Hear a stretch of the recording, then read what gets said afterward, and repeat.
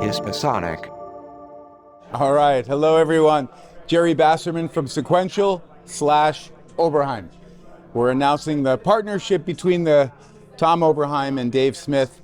We're going to build Oberheim instruments, we're going to build sequential instruments. It's a bright future, and that's what we're announcing at Superbooth. Also, a brand new instrument called the OB-X8. OB-X8 is a combination of pretty much the output of Oberheim from 1979 to 1983. And this is the period of what we call the OB synths, the OB-X, the OB-X8, the OB-8, and the OB-SX.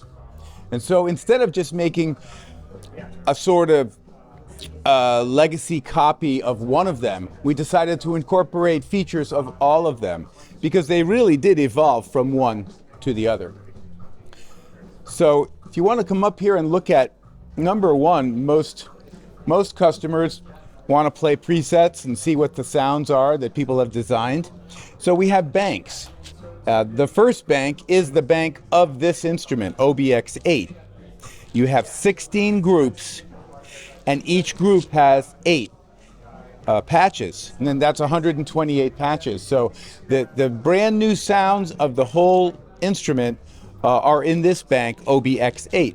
If we go down to OB-8, you have the same number. You have 16 groups of 8 each. Again, 128 sounds. But these are the original factory programs back in the day when the OB-8 came out, and there was the cassette tape backup. We took the cassette tape, we took the data in. So these sound exactly like what somebody back in 1982, 83 would have played as their, for example, the brass sound I was playing.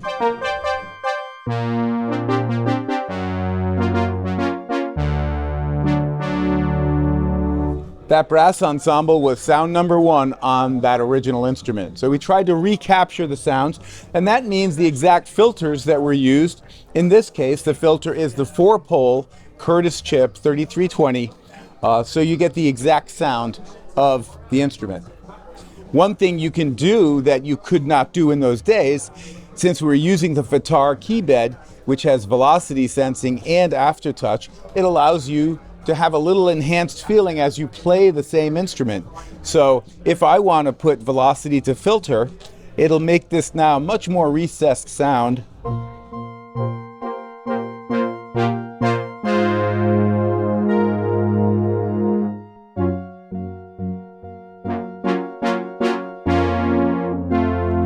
Like that. So your touch controls it, and you can also do things like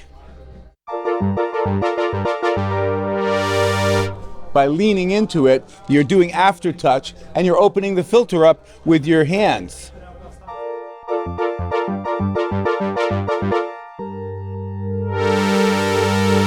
Like that. So that's a little enhanced functionality that we have. You didn't have that possibility back in the day.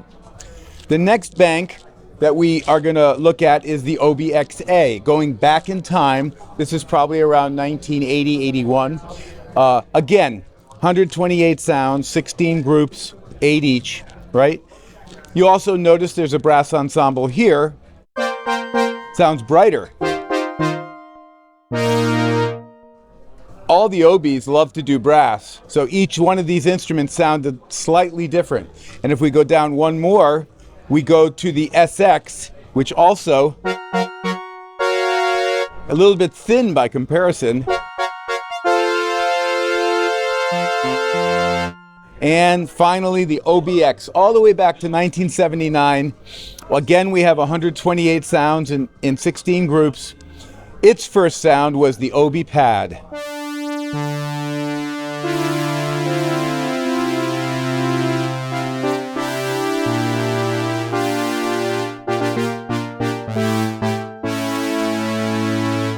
Okay, now if we just go down and listen to other sounds in that group, you have low strings.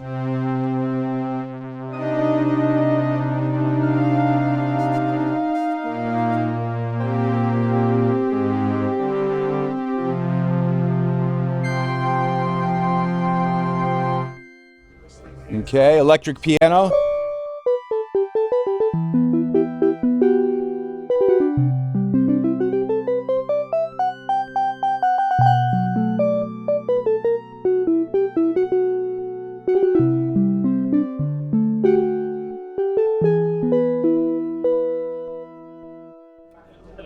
All right, so why don't we do this? What we're gonna do is start from scratch, basic program, okay? And the basic program, one sawtooth wave, right here, oscillator one. All it's doing is sawtooth. It still sounds great because the oscillators sound great. Let's make that a little bit fatter, a little bit more interesting. We'll change it to pulse, okay? And use the pulse width knob to make it sound like a pulse wave that's moving.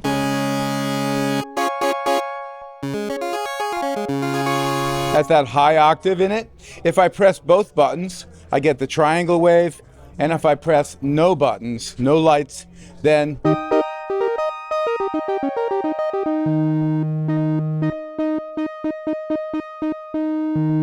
so you have 4 different waveforms it can sound. Let's use pulse and introduce oscillator 2. So now we have a bigger sound, and we're going to assign different pulse width by holding down pulse and moving the dial, holding down pulse, moving the dial. Now it's a little thicker. Now we can press sync and hard sync the 2 oscillators.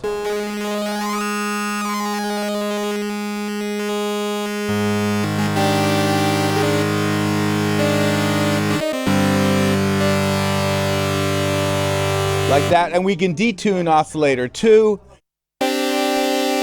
make it sound even fatter than that. So this is just working with oscillators.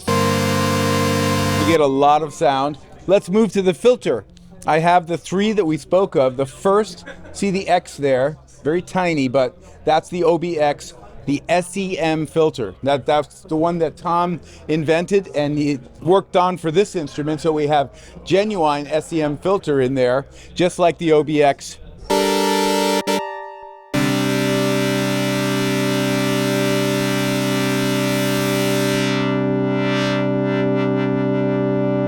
Okay, or we can put in the OB-X8 filter, which is a Curtis chip, 3320, the same one that was in the OB-X8.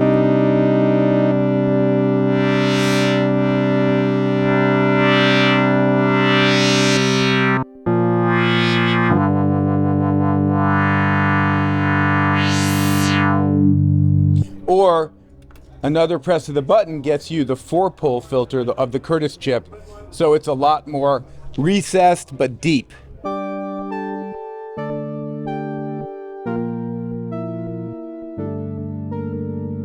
Like that. Okay, now we get into the envelopes, very simple. Volume envelope and you can also decide to use the filter envelope.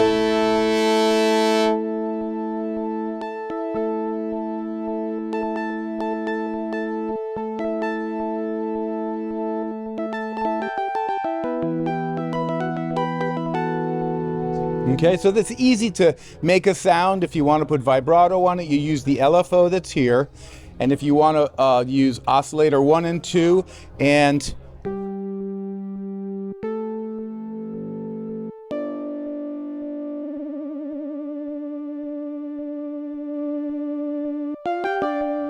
for a little bit of vibrato, or you can use different ways to make it sound.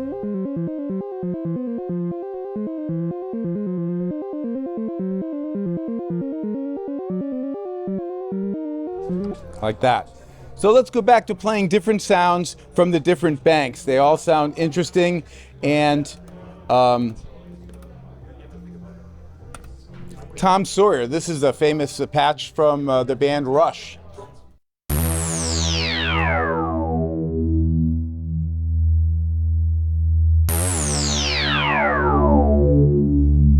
You have the beautiful low-pass 2-pull filters that really give you a lot of action.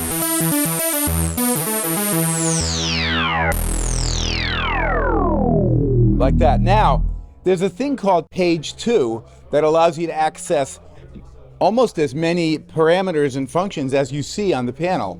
They're hidden in this, not so hidden, in this menu. You can just press page 2 and see all these other functions regarding level and noise, pulse width, square mode. There's 41 items in here. Here's a cross mod option that you have. If I were to press this cross mod, you get this kind of distorted sound because the sawtooth, being the modulator, is a really rough and tumble way to cross mod. But if you don't do that and you do this one, it takes a while before it gets a little crazy. It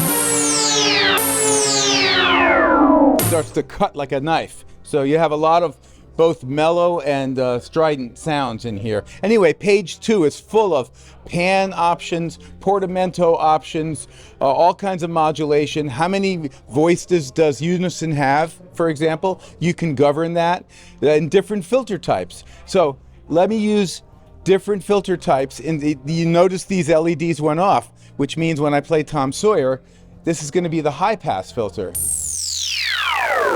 You don't hear any fundamental at start. It comes from the cutoff frequency being very high and nothing below it, right? And then you have the band pass.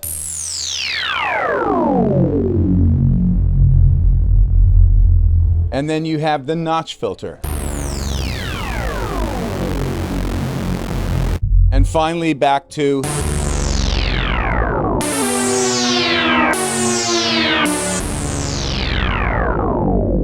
like that. So you have all kinds of things under the hood that are sort of secret to you. You know, you learn them gradually and you utilize them. There's also many more patches.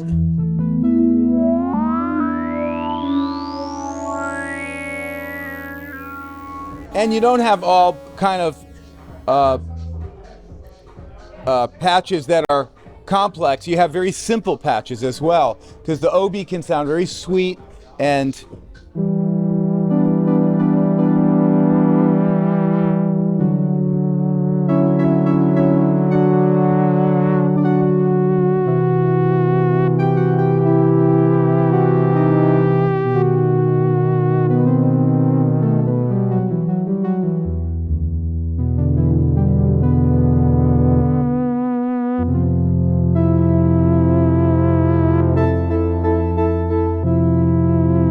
like that. You have everything from very intimate sounds to really strident sounds. And there's over 600 sounds already programmed for you, and they're all in RAM. So you can replace any of them, you can edit any of them to your liking and put them right back where they belong. So 600 something sounds is a lot to have.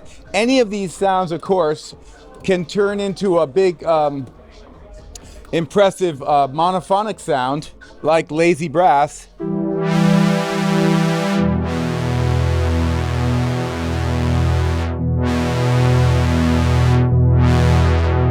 If I just hit the unison button. And you get a huge, all 16 of the oscillators now focused on one note.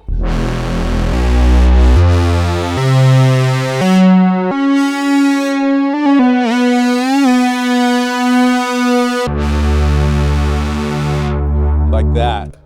And finally, there's a really nice, let me try the childhood blanket.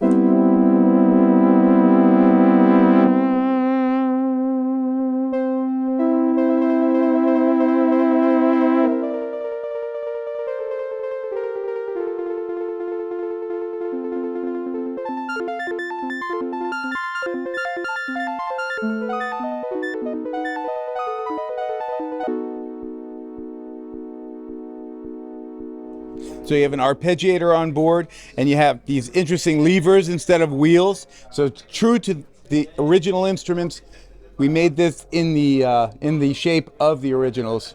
Also, finally, you have the keyboard mode, which is either normal as I've been playing it, or split or double. So you can have a split, any split point you choose, you program easily, 2 different sounds on the keyboard, or stacked on top of each other for a really fat sound.